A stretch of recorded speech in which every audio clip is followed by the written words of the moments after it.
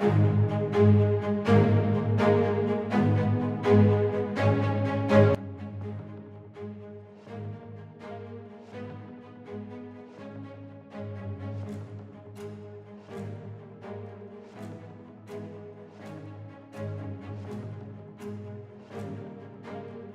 America के राष्ट्रपति Trump भी चाहते हैं कि पुतिन का रूस जल्द से जल्द यूक्रेन पर कब्जा कर ले, ताकि यूक्रेन को जंग के लिए उकसाने वाले यूरोपीय देशों की बोलती बंद की जा सके।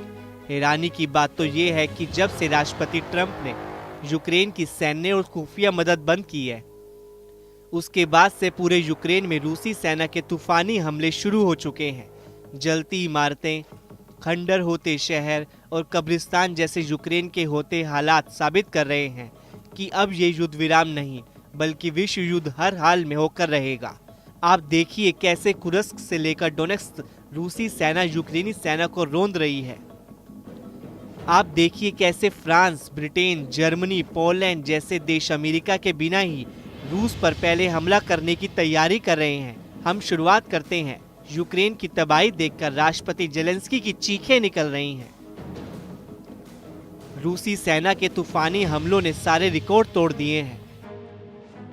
पूर्वी यूक्रेन, दक्षिणी यूक्रेन और पश्चिमी यूक्रेन पर सबसे प्रचंड हमले रूसी सेना की तरफ से किए जा रहे हैं। हैरानी की बात तो ये है कि जैसे एक तरफ रूसी सेना ने अपने सुखोई और मिक्स सीरीज के लड़ाकू विमानों से यूक्रेनी सेना के ठिकानों को तबाह कर डाला है, तो वहीं रूस की बैलिस्टिक मिसाइलें और क्रूज और हाइपरसोनिक मिसाइलों ने यूक्रेन के डोनेत्स्क, खार्किव, खरसेन, ज़ैपोरोजिया पर अंधाधुंध हमले किए हैं।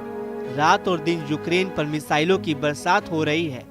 यूक्रेनी सेना इस वक्त रूसी सेना के हमलों के सामने निहत्थी साबित हो रही है, क्योंकि अमेरिका ने अपने सैटेलाइट और जमीनी खुफिया नेटवर्क को यूक्रेन के लिए बंद कर दिया है, जिसकी वजह से यूक्रेनी सेना रूसी सेना के सामने अंधी हो चुकी है। यूक्रेनी सेना को हमले करने वाले रूसी जेट, मिसाइलों, रॉकेट और ड्रोन के सही पोजीशन का पता ही नहीं चल पा रहा है, जिसकी वजह से यूक्रेन रूस हमलों में बुरी तरह से तबाह हो रहा है। हम आपको रूसी हमलों से जलते यूक्रेन की बर्बाद और विनाश की वो तस्वीरें दिखाने जा रहे हैं जिसने यूक्रेन से लेकर यूरोप तक कोहराम मचा। रूस के मिसाइल हमलों के बाद जलते यूक्रेन के डोनेत्स्क इलाके की तस्वीरें देखिए। दावा किया जा रहा है कि रूस के हवाई हमले में 11 से ज्यादा यूक्रेनी मारे गए हैं, जबकि 30 से ज्यादा घायल हैं। हम आपको बता दें कि अमेरिका ने सैटेलाइट तस्वीरें यूक्रेन को देना बंद कर दिया है, जिसके बाद से रूस के तूफानी हमलों की लहर एक के बाद एक आ रही है। वॉर जोन से आई खबरों के मुताबिक यूक्रेन के डोनेत्स्क इलाके डेप्रोप्लिया शहर में 8 इमारतें पूरी तरह से जलकर राख हो गई हैं। अब जरा रूस के हवाई हमलों की दूसरी तस्वीर देखिए, जिसने यूक्रेन के ओडेसा शहर को जलाकर भस्म कर दिया है। दावा किया जा रहा है कि यूक्रेन के दक्षिणी काला सागर बंदरगाह ओडेसा में भयंकर तबाही हुई है। यहाँ पर रूस के दर्जनों ड्रोन ने एक साथ हमला किया है।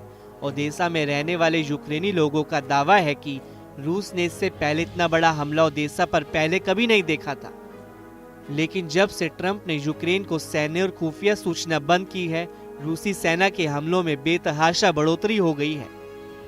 राष्ट्रपति जेलेंस्की भी रूसी हमलों को लेकर अमेरिका और यूरोप से फिर गुहार लगाने लगे हैं। यहाँ तक कि यूरोपीय देशों ने 120 फाइटर जेट से यूक्रेन के चारों तरफ एक ऐसी स्काई शील्ड बनाने का प्लान बनाया है ताकि रूस के मिसाइल और हवाई हमलों को नाकाम किया जा सके। यूरोपीय देशों को ये लग रहा था कि रूस उनकी तैयारी से घबरा जाएगा और यूक्रेन पर हमले कम कर देगा, लेकिन हुआ ठीक उल्टा। कुछ खबरों में दावा किया गया है कि रूसी सेना ने पिछले 24 घंटे में यूक्रेन पर 870 से ज्यादा जमीनी और हवाई हमले किए हैं, जिसकी वजह से यूक्रेन के बहुत बड़े इलाके पर रूसी सेना का कब्जा हो गया है। इधर रूसी सेना शांति वार्ता से पहले ज्यादा से ज्यादा यूक्रेनी इलाकों पर कब्जा करने में जुटा है।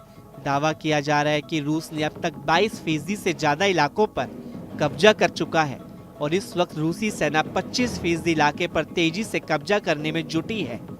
जानकारों का दावा है कि पुतिन सऊदी अरब में वार्ता से पहले यूक्रेन के बहुत बड़े इलाके पर कब्जा चाहते हैं।